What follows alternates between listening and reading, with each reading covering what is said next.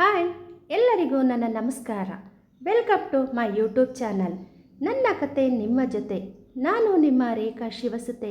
ದಯವಿಟ್ಟು ನನ್ನ ಚಾನಲ್ನ ಸಬ್ಸ್ಕ್ರೈಬ್ ಮಾಡಿ, ಹಾಗೆ ಲೈಕು ಕಮೆಂಟು ಶೇರ್ ಮಾಡಿ. ಕತೆಯ ಹೆಸರು ಜೀವನ ಸಾಕೆನಿಸಿದಾಗ. ಮಳೆ ಸುರಿಯುತ್ತಿತ್ತು. ಒಂದು ಸಂಜೆ ನಗರದ ರಸ್ತೆಗಳು ಖಾಲಿಯಾಗಿದ್ದವು.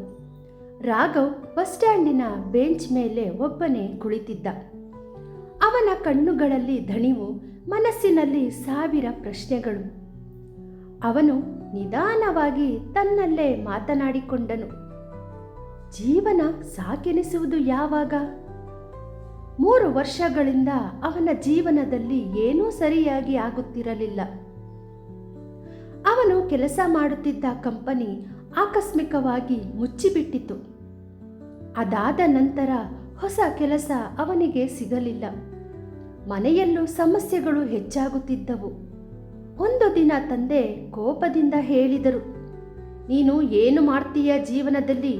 ಯಾವ ಕೆಲಸವೂ ಸರಿಯಾಗಲ್ಲ ನಿನ್ನಿಂದ. ಆ ಮಾತು ಕೇಳಿ ರಾಘವ್ ಹೃದಯಕ್ಕೆ ಚುಚ್ಚಿದ ಕತ್ತಿಯಂತಾಯಿತು. ಆ ದಿನದಿಂದ ಅವನು ತುಂಬ ಮೌನಿಯಾಗಿ ಬಿಟ್ಟ.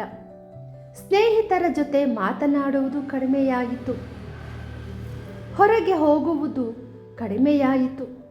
ಇವತ್ತು ಕೂಡ ಕೆಲಸ ಹುಡುಕಿಕೊಂಡು ಹೋಗಿ ಖಾಲಿ ಕೈಯಲ್ಲಿ ಹಿಂತಿರುಗಿದ್ದ.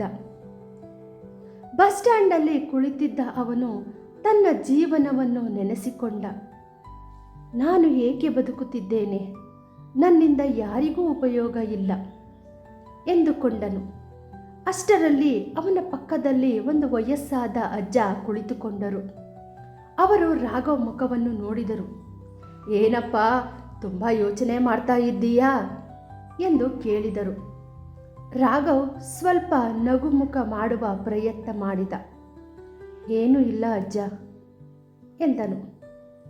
ಅಜ್ಜ ನಿಧಾನವಾಗಿ, ಜೀವನದ ಬಗ್ಗೆ ಯೋಚನೆ ಮಾಡ್ತಾ ಇದ್ದೀಯಾ ಎಂದರು. ರಾಘವ್ ಆಶ್ಚರ್ಯದಿಂದ ಅವರನ್ನು ನೋಡಿದ. ಹೌದು ಅಜ್ಜ, ಕೆಲವೊಮ್ಮೆ ಜೀವನ ಸಾಕೆನಿಸುವಂತೆ ಅನಿಸುತ್ತದೆ ಎಂದನು. ಅಜ್ಜ ಸ್ವಲ್ಪ ಹೊತ್ತು ಮೌನವಾಗಿದ್ದರು. ಮಳೆ ಇನ್ನೂ ಜೋರಾಗಿ ಸುರಿಯುತ್ತಿತ್ತು. ಅವರು ನಿಧಾನವಾಗಿ ಮಾತನಾಡಲು ಶುರು ಮಾಡಿದರು. ನನಗೂ ಒಂದು ಕಾಲದಲ್ಲಿ ಹೀಗೆ ಅನಿಸಿತ್ತು ಎಂದರು. ಅವರ ಮಾತನ್ನು ಕೇಳಿ ರಾಘವ್ ಆಶ್ಚರ್ಯಪಟ್ಟ. ನಿಜವಾ ಅಜ್ಜ? ಹೌದು, ನಾನು ಯುವಕನಾಗಿದ್ದಾಗ ನನ್ನ ಹೆಂಡತಿ ಸತ್ತಳು. 3 ಮಕ್ಕಳು, ಮನೆಯ ಜವಾಬ್ದಾರಿ ಎಲ್ಲವೂ ನನ್ನ ಮೇಲೆ ಬಂತು. ಅವರು ಆಕಾಶದ ಕಡೆ ನೋಡಿದರು. ಆ ಸಮಯದಲ್ಲಿ ನನಗೂ ಅನಿಸಿತ್ತು ಜೀವನ ಸಾಕು ಅಂತ. ಆಮೇಲೆ ರಾಘವ್ ಕುತೂಹಲದಿಂದ ಕೇಳಿದ. ಅಜ್ಜ ಸಣ್ಣದಾಗಿ ನಕ್ಕರು. ಆಮೇಲೆ ಒಂದು ದಿನ ನನ್ನ ಮಗಳು ನನ್ನ ಕೈ ಹಿಡಿದು ಹೇಳಿದಳು, ಅಪ್ಪ, ನೀವು ಇದ್ದರೆ ಮಾತ್ರ ನಾವು ಬದುಕಬಹುದು ಅಂತ. ಆ ಮಾತು ರಾಘವ್ ಮನಸ್ಸಿಗೆ ನಟ್ಟಿತು. ಅಜ್ಜ ಮುಂದುವರಿಸಿದರು. ಆ ದಿನ ನನಗೆ ಒಂದು ವಿಷಯ ಗೊತ್ತಾಯಿತು. ಜೀವನ ನಮಗಾಗಿ ಮಾತ್ರ ಅಲ್ಲ, ನಮ್ಮನ್ನು ಪ್ರೀತಿಸುವವರಿಗಾಗಿ ಕೂಡ ಅಂತ. ರಾಘವ್ ಕಣ್ಣುಗಳಲ್ಲಿ ನೀರು ತುಂಬಿತು. ಅವನು ತನ್ನ ತಾಯಿಯನ್ನು ನೆನಪಿಸಿಕೊಂಡ. ಪ್ರತಿದಿನ ಅವಳು ಕೇಳುತ್ತಿದ್ದಳು, ಊಟ ಮಾಡಿದ್ಯ ಮಗ ಎಂದು. ಅವನಿಗೆ ಅರ್ಥವಾಯಿತು, ತನ್ನ ಜೀವನ ಯಾರಿಗೋ ತುಂಬ ಮುಖ್ಯ. ಅಷ್ಟರಲ್ಲಿ ಬಸ್ ಸ್ಟ್ಯಾಂಡ್ನಲ್ಲಿ ಒಂದು ಚಿಕ್ಕ ಹುಡುಗ ಓಡಿ ಬಂದು ಬಿದ್ದ. ಅವನ ತಾಯಿ ಓಡಿ ಬಂದು ಅವನನ್ನು ಎತ್ತಿಕೊಂಡಳು.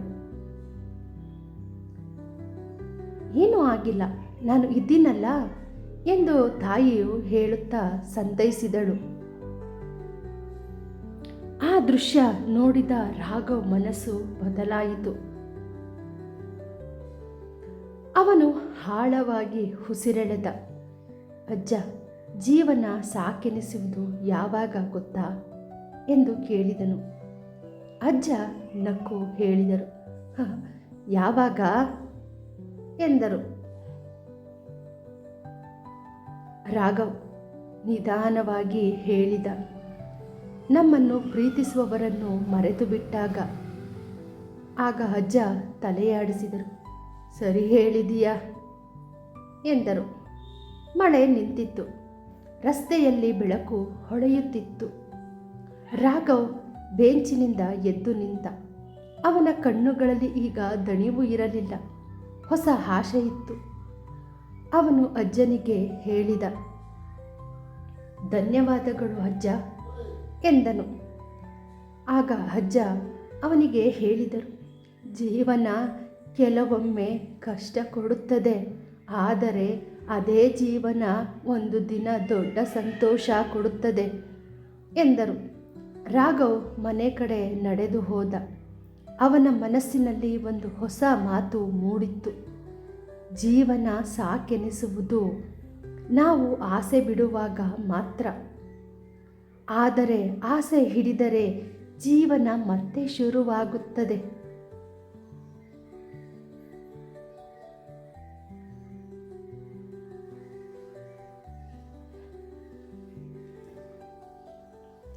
ಕಥೆಯನ್ನು ಕೇಳಿದ ಎಲ್ಲ ನನ್ನ ಕೇಳುಗರಿಗೆ ತುಂಬು ಹೃದಯದ ಧನ್ಯವಾದಗಳು.